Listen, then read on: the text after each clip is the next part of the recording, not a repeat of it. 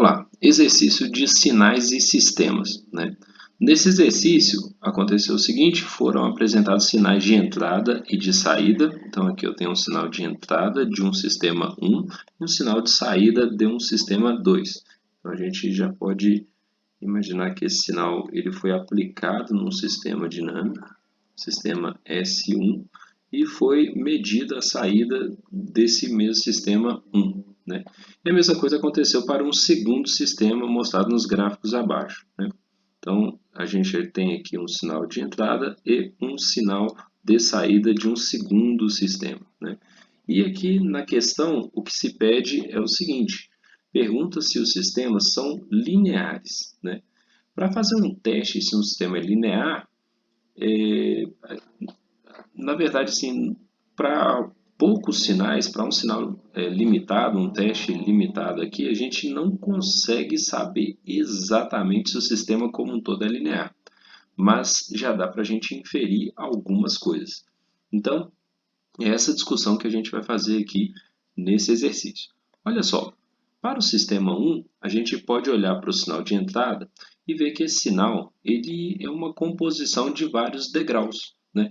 Então, a gente tem um degrau aqui somado com outro degrau, eu vou representar em outra cor aqui, com outro degrau em azul. Né? Se a gente somar esses dois sinais, note que aqui eu estou somando o sinal vermelho com zero, vai ficar o sinal vermelho mesmo, mas nessa parte aqui, eu estou somando um com um do sinal azul com o sinal em vermelho. Né? Então, a soma desses dois sinais que eu representei em azul e vermelho ficaria assim, né? Montaria essa primeira parte aqui do sinal. Né? Então, na verdade, essa primeira parte entre o tempo 0 e o tempo 6, a gente tem uma soma de degraus. O que a gente pode inferir para o sinal de saída para verificar se o sistema é linear? Bom, a gente pode inferir, a gente pode verificar, né, se o efeito desse primeiro degrau acontece aqui no segundo degrau. Então, é como se o primeiro sinal aqui fosse x1, 1, né, de t, um primeiro sinal, e o segundo sinal que eu havia desenhado em azul fosse um sinal x1, 2 de t. Né? A gente tem um sinal, um primeiro sinal e o outro sinal. Na hora que eu combinar esse sinal, né, vai aparecer a primeira entrada combinada, o efeito da primeira entrada combinado com o segundo, né? Então é isso que a gente vai tentar verificar aqui no gráfico de saída. Olha só, vamos verificar entre o tempo 0 e o tempo 3 o efeito que ocorreu aqui na saída. Entre o tempo 0 e o tempo 3, note que a gente tem um efeito de um capacitor carregando, né? Um sistema que ele sai da amplitude 0 e chega na amplitude menos 2. Então, parece que é um sistema com ganho negativo.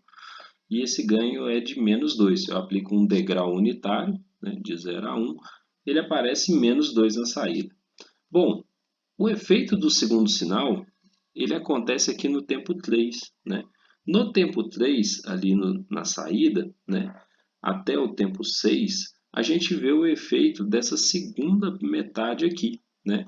Bom, se um degrau unitário teve com amplitude 1 na saída, teve uma amplitude menos 2 na saída, com amplitude 1 na entrada, teve uma amplitude menos 2 na saída, se eu aplicar novamente um degrau unitário deslocado, eu vou esperar na saída, aqui já fala que os sistemas são invariantes no tempo, né? Eu vou esperar de um sistema linear invariante no tempo que esse efeito seja o mesmo, ou seja, se a amplitude 1 gera uma amplitude menos 2 na saída, uma amplitude 2 vai gerar duas vezes aquele efeito, ou seja, uma amplitude menos 4, né? Que é exatamente o que acontece aqui no sinal de saída. Né? Então, a gente pode verificar isso. E mais, uma amplitude 3 na saída, né, vai gerar 3 vezes a amplitude menos 2, que é o menos 6, que é exatamente o que acontece. Então, essa discussão toda é só para dizer o seguinte, que as amplitudes aqui no sinal de entrada geram amplitudes que crescem de maneira proporcional, né? Então, aquele efeito da linearidade, né, ele é visível aqui nesse gráfico, né? Então, a gente viu que para cada amplitude 1 de degrau em estado estacionário, o sinal chega a -2. E se eu der uma amplitude de -2? Ora, se eu der um degrau de 1, eu tenho um ganho de -2, né? Então, se eu gerar um degrau de -2, eu vou ter -2 vezes -2 de ganho, né, no sinal.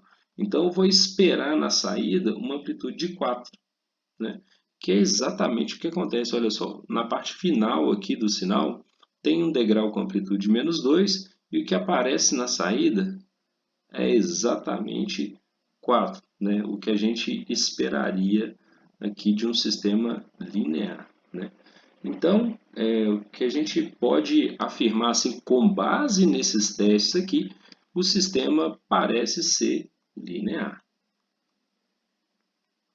Aqui não teve, a gente não tem nenhum motivo para falar que esse sistema não é linear.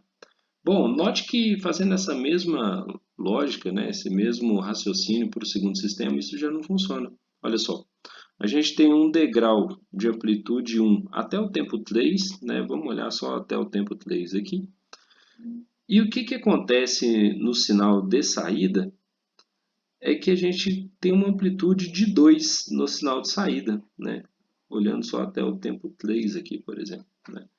Bom, então, a gente pode inferir que nesse momento aqui a gente teve um ganho de 2.